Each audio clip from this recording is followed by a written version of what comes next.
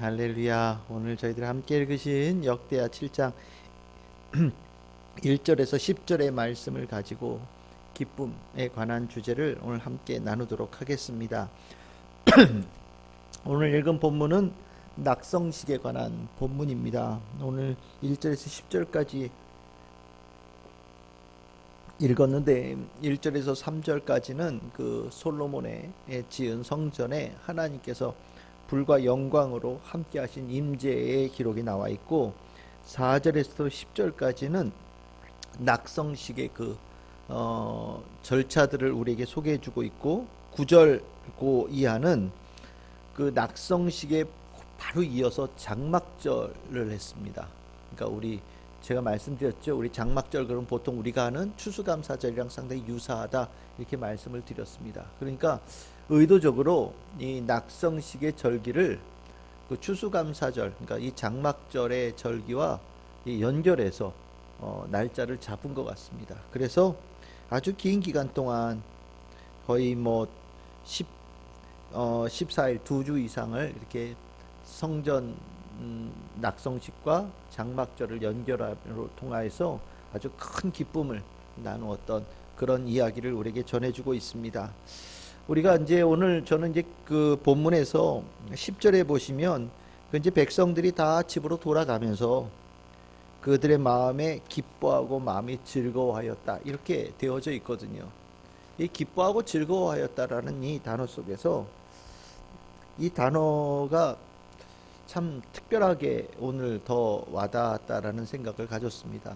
그 이유는 우리가 잘 생각해 보면 일생에 가장 좋았던 날이 언제냐? 내가 일생을 살면서 가장 좋았던 날 언제냐? 이게 이제 여러 가지 뭐가 있겠지만 한마디로 제일 기뻤던 날입니다. 제일 기뻤던 날이 내 일생에 제일 좋았던 날입니다. 그러니까 그만큼 인생에 기쁨이라는 게 막 늘 있으면 참 좋겠지만 그렇지 않은 것 같아요. 기쁨을 늘 있는 게 아니라 참 열심히 찾고 또 그것을 느낄 수 있는 특별한 능력도 필요한 시대를 살고 있는 것 같습니다. 그래서 우리가 요즘에 이렇게 핸드폰이나 이런 데 보시면 정말 아주 작은 것에서 행복함, 기쁨을 느끼게 하려고 얼마나 노력하는지 몰라요. 어떤 사람들은 우리 아까 전사님 얘기했듯이 불멍, 그런 불 뽑으면서 이렇게 멍하게 있는 걸 보면서 기쁨을 누리는 사람도 있고요. 어떤 사람은 이렇게 창가에 이렇게 비가 이렇게 주르륵 내려오는 거, 이런 거 보면서 기쁘다, 이렇게 아주 소소한 거, 정말 아주 소소한 거에서 기쁨을 느끼고 찾는 거에 대해서 사람들에게 그 능력을 길러주기 위해서 꽤나 많은 노력들을 합니다. 또 다른 말로 얘기하면 정말 이제는 열심히 기쁜 것을 찾아야 기쁜 것을 내가 느낄 수 있는 시대를 오고 있는 거예요. 그게 웬만한 거 가지고는 이제 기뻐하는 시대가 아닌 것 같기도 하고, 그만큼 기쁨이 저 멀리 떨어져 있는 것 같다는 느낌으로 살고 있다라는 것도 아마 우리가 가지고 있는 현실이지 않나라는 생각이 듭니다. 요즘에 아주 코로나 때문에 다들 너무 힘들어하고 있으니까 특히 자영업자들은 굉장히 힘들어하시는 것 같아요. 그나마 우리나라는 좀 상황이 낫다고 그러죠. 이유는 우리나라가 약점이 서비스업이 굉장히 약한 나라입니다. 서비스업이 약해가지고 관광도 그렇게 센 나라가 아니고, 이렇게 사람들 막 기쁘게 해주면서 즐겁게 하면서 돈 버는 나라가 아니라 일해가지고 제조업이 강한 나라다 보니까 늘 언제나 이 서비스업이 비싸거든요. 근데 우리는 열심히 일해서 100원 버는데 다른 나라는 그냥 커피 팔고 경치에 와가지고 관광하는 걸로 200원 벌고 1000원 번다고 그러니까 우리 늘 좀 배 아팠는데, 요즘 들어서는 아주 서비스업의 강점인 나라들이 아주 다 꽝이죠. 아주 유럽의 관광업으로 먹고 사는 나라들은 아주 힘들어한다고 그러더라고요. 반면에 우리는 서비스업 종사하는 분들은 너무 힘들어 하시지만 반면에 제조업에 종사하는 분들은 별 차이 없이 지나가고 있는 것 같은 그런 느낌도 듭니다. 어쨌든 기쁨이라는 단어가 참 좀 멀리 있다라는 느낌이 들어요. 제가 여러분들에게 그냥 물어볼 테니까 한번 속으로 생각해 보십시오. 여러분들 일생에 제일 기뻤을 때가 언제이셨습니까? 여러분들의 인생에 최고로 좋았을 때 떠오르는 게 있으신가요? 막 열심히 막 머릿속으로 찾는데 없는 것 같은데요. 뭐 그런 분은 없으시겠지요. 일단 뭐 정도는 달라도 자기가 내가 생각할 때 제일 좋았을 때, 가장 기뻤을 때 머릿속에 떠오를 거라는 생각이 듭니다. 오늘 읽은 본문은 이스라엘 역사상 가장 기쁜 날의 이야기를 전해주고 있는 거예요. 참 여기에 나와 있는 사람들은 복받은 사람들입니다.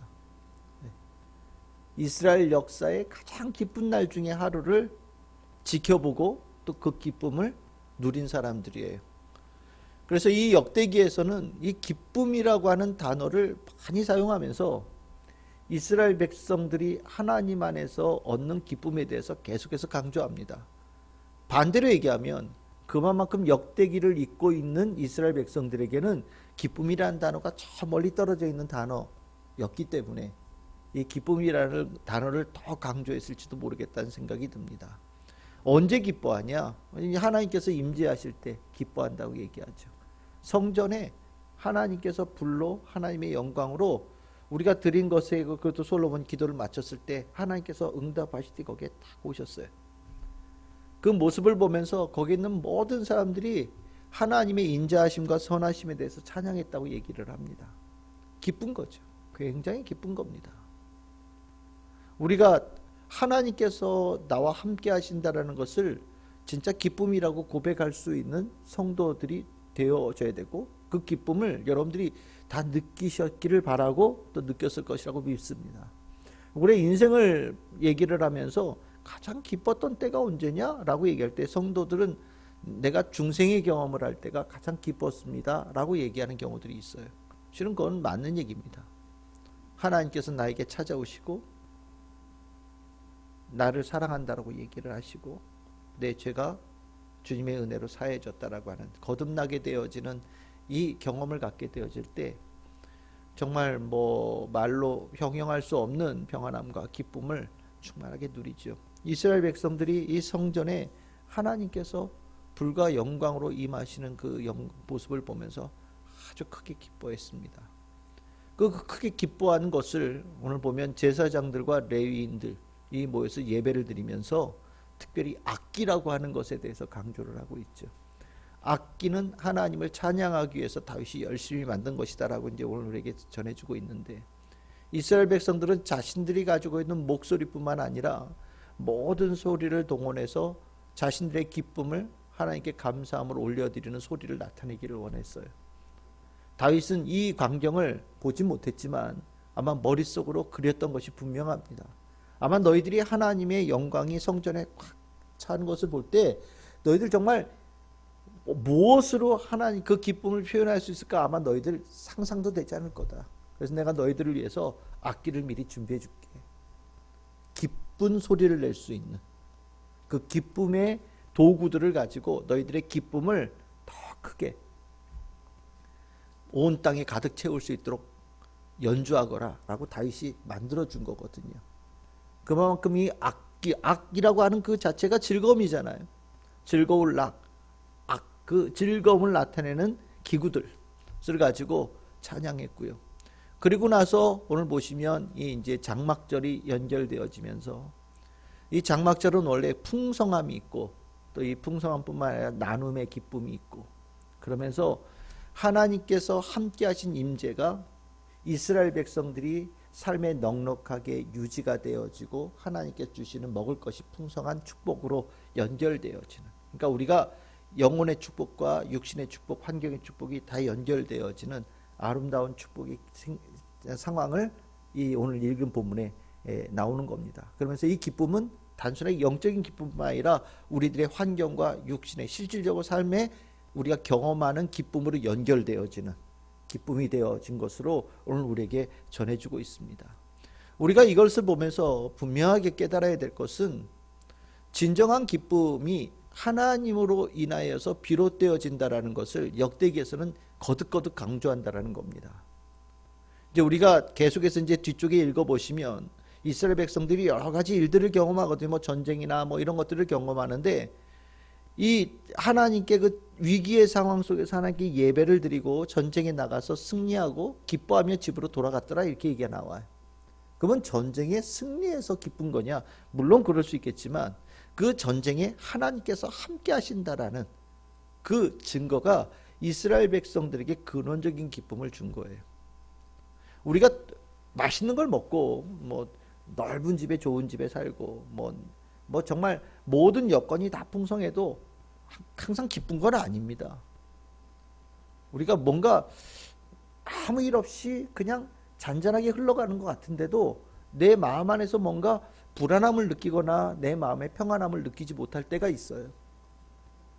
다른 사람들이 보면 날 부러워하고 다른 사람들이 보면 당신 너무 좋을 것 같아요 라고 얘기하지만 정작 그것을 누리고 있는 나는 기쁨을 하나도 얻지 못하는, 바로 그것은 우리가 가지고 있는 기쁨이 육신을 통하여서 얻는 기쁨도 있겠지만 그것이 근원적인 기쁨이 되지 않는다는 것을 얘기하는 겁니다. 기쁨은 주님과 함께할 때 기쁨이 있어요. 이스라엘 백성들은 이 성전을 지으면서 하나님께서 떠나지 않으시고 항상 함께 하신다라는 증거를 얻었고, 그 증거가 정말 그 먹고 마시는 그 늘 장막절을 얼마나 많이 지냈겠어요. 근데 그 지내면서도 오늘 같은 장막절은 한 번도 경험해 보지 못한 장막절이었다라고 고백하면서 야, 이게 진짜 기쁨이구나. 이게 진짜 최고의, 내 인생의 최고의 하이라이트의 기쁨이구나라고 고백하는 자들이 됐다라는 거죠. 그러니까 기쁨은 하나님과 연결되어져 있는 부분이 필수다, 이렇게 얘기를 할 수 있겠습니다. 여러분들에게 개인적으로 물을게요. 여러분들 기쁘십니까? 정말 여러분들 기쁘십니까? 코로나의 환경, 뭐 여러 가지 그것으로 인하여서 불안한 부분들도 있고 뭐 걱정거리들도 있는데 정말 여러분들 기쁘십니까? 제가 오늘 읽으면서 이 본문에 대해서 왜 기쁨이라는 단어가 깊이 들어왔냐면 내가 요즘에 기쁨이 별로 없었던 것 같다는 느낌이 들어서 그래요. 내 얼굴이 굳어져 있고 마음도 굳어져 있고 뭔가 걱정거리를 막 짊어지고 사는 것 같은, 뭐 어떤 뉴스를 들어도 평안한 뉴스가 없어요. 기쁨이 될 만한 뉴스가 없어요. 이제 미국은 오늘 밤에 대통령 바뀌죠. 이제 우리 시간으로 2시인가에 바뀐다라는 걸로 제가 알고 있는데 좀 이제 대통령 바뀌면 조용해질래나요? 모르겠네. 우리는 뭐 하나 지나갈 때마다 아주 막 시끌벅적하니까 정말 뭐가 어떻게 돌아가는 건지 아주 뭐 정신 사납고, 거기다 코로나는 계속해서 뭔가 얘기가 있고 신앙생활들에 대한 걱정들도 있고, 그러니까 내 안에 기쁨이 점점 마른다라는 느낌을 드는 거예요. 말씀도 전하고 또 예배도 드리고 여러분들 위해서 기도도 하고, 제 기도를 하는데 오늘 새벽에는 날 위해서 기도해야 되겠다는 생각이 들었어요. 날 위해서 기도해야 되겠다. 내가 상태가 별로 안 좋은 것 같은데, 이런 생각을 가지면서 오늘 새벽에는 저를 위해서 이렇게 기도하게 되는데 기쁨의 사라진 원인이 뭘까? 라고 생각이 들기도 하고, 그러면 어떻게 하면 다시 이렇게 주님께서 임재하시는 그 기쁨, 하나님께서 함께 하신다라는 것으로 인하여서 기쁨이 회복될 수 있을까라는 고민도 들기 시작했습니다. 그러면서 열심히 이 기쁨을 어떻게 회복할 수 있는가 고민하다 보니까 제가 좋아하는 그 목사님이 유진 피터슨 목사님이라는 분이거든요. 이분이 지금 돌아가셨지만 참 영성이 아주 깊은 분이에요. 근데 그분이 쓴 글에 이런 게 있더라고요. 기쁨을 우리가 체험하려면 이 단계가 있어야 된다 라고 얘기하는데, 오늘 그 내용을 좀 여러분들과 같이 좀 나누려고 합니다. 첫 번째, 이 기쁨을 얻는 하나님과 연결되어지는 기쁨인데요, 내가 어디서 무엇을 하든 간에 하나님께서 나와 언제나 함께 하신다라는 그 인식을 얻는 것이 기쁨을 회복하는, 얻는 첫 번째 단계다, 이렇게 얘기를 합니다. 내가 어디서 무엇을 하든 하나님께서 함께 하신다. 왜 이게 중요하냐면, 실은 내가 불안하고 내가 안에 평안함이 깨지고 두려움이 생길 때 이유가 뭐냐면 내가 혼자서 이 문제를 어떻게 해결해야 될 것인가에 대한 답이 나오지 않기 때문입니다. 뭔가 이렇게 짓눌리는 것 같은 생각이 드는 거예요. 그러니까 2021년에 교회 어떡하지? 성도들의 신앙을 어떻게 하지? 막 이런 것들이 머릿속에 이렇게 콱 누르니까 2021년도 1월이 됐는데도 머리가 상쾌하지 않아요. 뭔가 이렇게 콱 눌려 있는 것 같아요. 근데 그 이유를 내가 이렇게 생각해보니까 오늘 이 말이면서 아 맞아.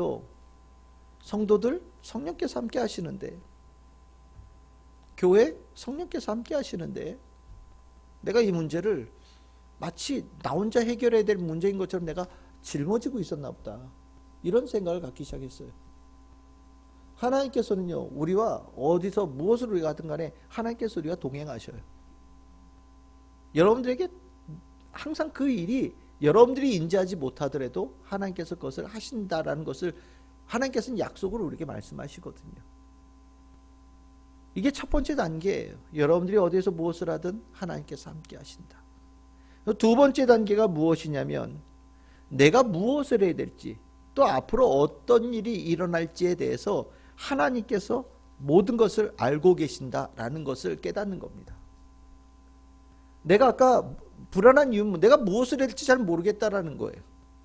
내가 이런 문제, 어떤 문제가 있을 때 이 문제를 내가 어떻게 대처할까에 대한 답이 떠오르지 않을 때 우리는 불안함이 들고 기쁨이 사라지기 시작하죠. 근데 하나님은 모든 것을 알고 계시는 분이셔요. 내가 해결할 수 없는 문제, 뭐 당연하죠. 하나님은 다 해결하시고 앞으로 어떤 일이 일어날 것인지에 대한 부분들도 하나님은 이미 하나님의 손 안에 다 가지고 계신다라는 거죠.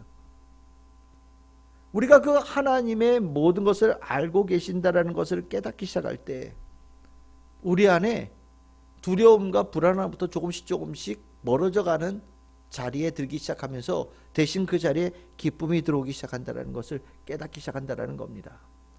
그러면서 세 번째 알게 중요한 부분은 무엇이냐면 내 안에 하나님께서 정말 원하시는 하나님의 뜻이 무엇인가에 대한 부분을 내가 묵상하기 시작하는 단계가 필요하다라고 얘기를 합니다. 내 두려움, 내가 가지는 삶의 걱정들이 내 삶을 지배하고 있는 거예요. 그런데 그것들이 이제 하나님의 손에 맡겨져서 하나님께서 해결하시는 역사가 일어나니 이제 내 관심은 내 삶에 짓누르는 문제가 아니라 내 삶에 하나님께서 가지고 계신 계획, 내 삶에 하나님께서 원하시는 뜻이 무엇인지를 더 궁금해하는 단계로 변화되어진다는 거죠.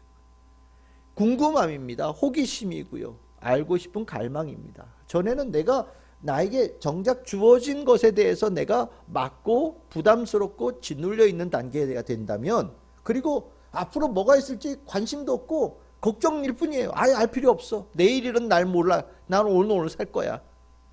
예, 왜 알면은 내일 짐까지 오늘 짊어지는 것 같은 생각이 들고 그것이 내 삶의 기쁨을 허물어뜨리는 것 같으니까 우리는 그거 몰라 그러고 오늘 산다라는 거죠. 이게 뭐 오늘 살아요 라는 내용이 참 뭐 믿음의 사람일 수도 있지만 많은 경우에는 알려준다고 얘기해도 아우 싫어요. 난 다 듣고 싶지 않아요. 난 그냥 오늘 살 거예요. 나 내일 짐까지 나 짊어지고 싶지 않아요. 왜? 좋은 소식이라는 생각이 안 들거든요. 10년 뒤 얘기를 알려드릴까요? 됐어요. 10년 뒤 얘기 안 했어도 될 것 같아요. 10년 뒤에 뭐 주름살이 한 10개쯤 더 늘을 게 확실하고요. 10년 뒤쯤 되어지면 거울 보기도 싫을 게 확실할 것 같고요. 10년 뒤쯤은 뭐 여기도 아프고 여기도 아프고 여기도 아프고 될 것이 확실할 것 같아요. 10년 뒤에 얘기하지 마세요. 누가 얘기해 준다고 그래도 아마 원치 않는 분들이 계실 거란 말이죠. 그게 우리의 상황이라는 겁니다. 그런데 바뀌는 거죠. 하나님의 뜻, 하나님의 계획에 대해서 얘기할 때는 내가 하나님, 10년 뒤에 하나님 저에 대해서 가지고 계신 계획이 무엇입니까? 하나님, 내일 저의 삶에 예비하고 계신 것이 무엇인가요? 알고 싶어하고 호기심을 갖기 시작하고 구하는 자일수록 삶이 완전히 바뀐다라는 겁니다. 내일을 알려주세요, 하나님. 1년 뒤일 저한테 알려주세요. 10년 뒤일 저한테 알려주세요. 알고 싶어요. 라는 자로 바뀐다라는 겁니다. 이것이 하나님의 은혜 가운데 우리의 삶이 소망을 갖게 되어지고 기쁨이 채워지는 아주 중요한 전환점이 되어진다라고 얘기를 하고 있어요. 여러분들도 내일일은 난 몰라요. 뭐 이렇게 사는 건 세상에 관한 일이고요. 하나님의 뜻에 대해서는 하나님 제가 알고 싶어요. 하나님 저에 대한 생각이 확실함을 저는 믿습니다. 저는 기대하고 있어요. 하나님 저에게 알려주셔요. 라고 주님 앞에 구하는 그런 더 소망이 넘치는 삶의 자세를 굳건하게 가질 수 있기를 소망합니다. 그게 기쁨이에요. 이제 이스라엘 백성들 아까 성전 짓고 났더니요, 완전히 기대되는 거예요. 성전 짓고 하나님의 임재가 있고 오늘 함께 이어져서 나눴던 장막절의 기쁨을 경험하고 나니까 내년은요, 완전 기대되는 거예요. 예? 이 성전을 통하여서 하나님께서 우리와 늘 동행하시면서 이루실 일들이 이스라엘 백성들의 삶, 머리를 완전히 생각을 완전히 지배하는 삶이 된 거죠. 아, 기뻐하지 말라고 그래도 성전 생각하고 하나님 생각하면 입꼬리가 이렇게 올라가는 거예요. 이게 기쁨이죠. 우리가 2021년 살아가면서 이게 여러분들에게 늘 소망, 용기 이렇게 얘기하지만 실은 제가 이 문제를 짐을 이만큼 지고 살았던 것 같아요. 그러니까 말은 그렇게 해놓고선 정말 걱정은 내 머릿속에 이만큼 가지고 살았던 참 미련한 여동안 목사인데, 오늘 이 말씀을 이렇게 묵상하면서 맞아. 2021년에 우리 교회 안에 많은 주의 영혼, 주님께서 사랑하시는 영혼들이 채워지리라고 좀 믿습니다. 네. 정말 외롭고 힘들고 어려운 사람들이 이제 양산되어지고 있잖아요. 이 사람들이 정말 그 삶의 소망을 주님께 구하면서, 교회 다니는 사람들 참 이 어려운 상황 속에서도 참 기쁨을 가지고 살아가는 모습을 보면서 나도 그 비결을 알고 싶다고 아마 저절로 자기 발을 옮겨서 교회로 나오는 역사가 일어나지 않겠나. 저는 우리 참 즐거운 교회 안에 그 역사를 분명히 이루어 주실 거라고 소망을 갖기 시작하더라고요. 제가 오늘 이게 묵상하면서 그런 생각이 들었어요. 그래, 맞아. 전에 그 생각이 들었었는데 또 뉴스 보면서 2.5단계 또 잊어버리고 걱정을 이렇게 싸우면서 그 하나님께 주셨던 마음대로 어디다 잊어버리고 완전히 딴 생각으로 살았던 내 모습, 그러니까 기쁨이 사라지죠. 근데 다시 이렇게 보면서 그래, 환경은 환경이고 하나님의 약속은 환경하고 상관없이 역사하는 말씀이니까 내 그 말씀을 날마다 더 묵상해야 되겠다라는 생각을 갖기 시작했어요. 올해 우리 안에 환경하고 상관없이 주의 일들은 더 풍성하게 일어날 줄 믿습니다. 뉴스 보셨는지 모르겠지만 부산의 세기로 교회인가 그 폐쇄됐던 교회예요. 풀려났더라고요.